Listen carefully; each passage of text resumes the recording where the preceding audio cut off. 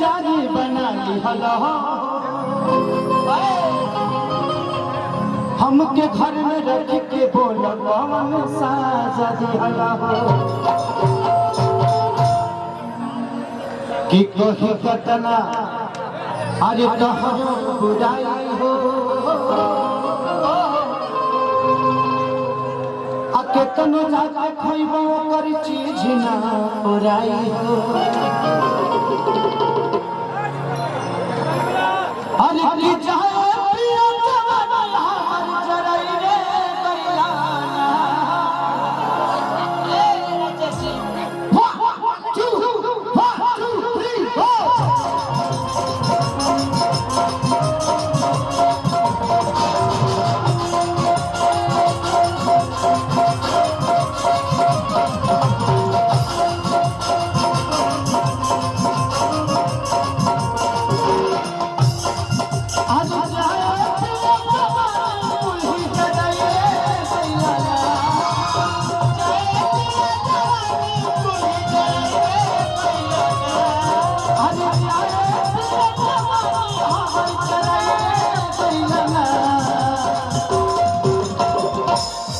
एको नचनिए कागा एको नचनिए कागा नचनिया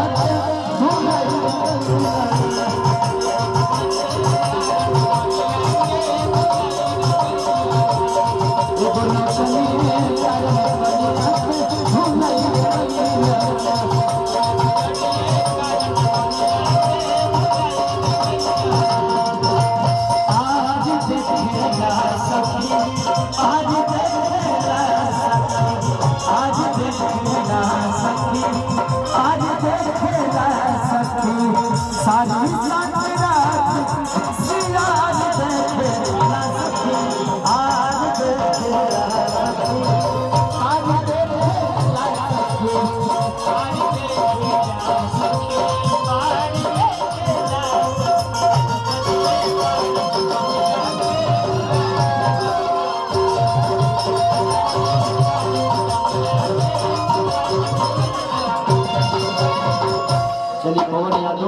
थाना प्रभारी